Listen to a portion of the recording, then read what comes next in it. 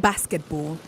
Fast-paced, energetic, intense, and at times completely mesmerizing. It's becoming more popular across Africa, with young people taking to courts across the continent, hoping to reenact the moves they see the pros make. Here in Nigeria, there's something of a renaissance. In 2012, the men's team qualified for the Olympic Games, and 3 years after, in 2015, they won the Afro Basket title, and that has led to the sport going from strength to strength. But they're not the only ones enjoying some success. The women's basketball team, also known as the Tigers, will represent Africa at the World Championship later this year in Spain. Traditionally, they've been more successful than the men's team. So for me, when I joined the national team, I wanted to emulate the success that the women had. Diogu played for several teams in the NBA, including the Golden State Warriors and Indiana Pacers, and is part of the success of the Nigerian men's basketball team. So that was the first ever Olympics Nigeria had ever made. And the way that we made it was through the Olympic qualifying tournament, which was a tournament that no African country has ever won before. So I don't really think at the time we really knew the impact that it would have on the country. But that all led us back to 2015, which was the year we finally won Nigeria's first Nations Cup title in Tunisia, which automatically qualified us for the 2016 Olympics.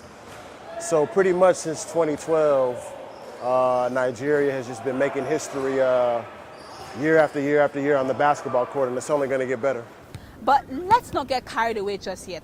Despite its successes in Nigeria and as most of Africa, it still lags a far way behind football on the continent. But could it one day maybe overtake football as Africa's favorite sport?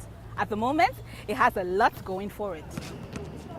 Across the continent, the sport feels close to the culture of young urban Africa.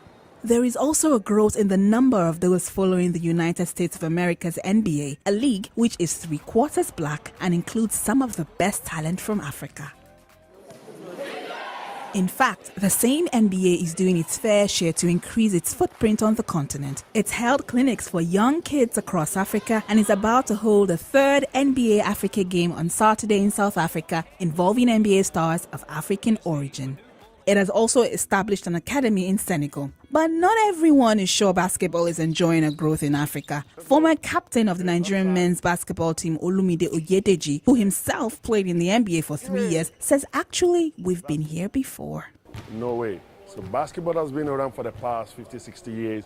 Nigerian actually joined the FIBA basketball about 54 years back. And we've been really doing extremely well from the 80s, from Akeem Olajuwon, Shagode. We're talking about Yinka Diarra, guys played in the NBA, Nigeria being the World Championship.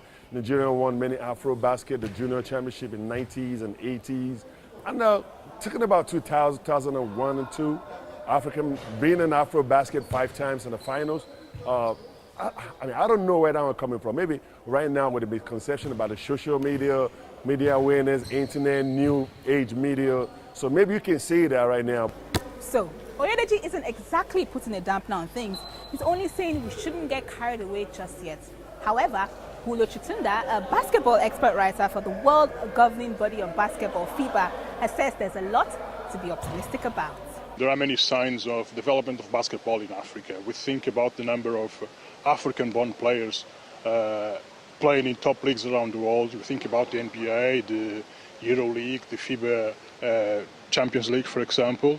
There are many African players competing at those leagues. This past season, for example, the NBA had 12 African-born players. I mean, that's the better sign, a good sign, how popular the game has become in Africa.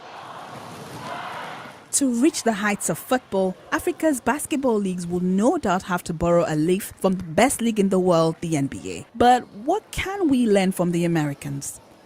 Now we're providing the opportunity by starting with the younger generation so that we don't have to worry about in 5 to 10 years that they missed a chance to play the game of basketball. So now we're pouring back into our community, our respective countries and the continent of Africa.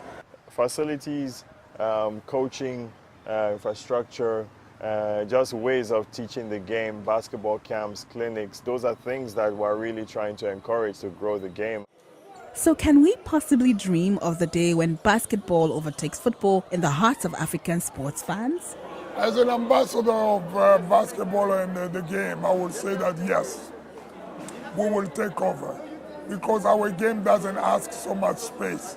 It's only need a small place of the garage or the backyard and to put the hoop and you play basketball. I'm not sure if it's ever really going to overtake soccer just because, you know, soccer has been around since forever and we love soccer. We love the Super Eagles. So I love the Super Eagles, but I think we can get to where we're neck and neck. So, it seems as if the stars could be aligning for basketball in Africa, but a lot of work still needs to be done. Adequate funding needs to be found for, more infrastructure, and of course, player development. If all this can be harnessed, who knows, this might end up being the slam dunk that puts football into second place.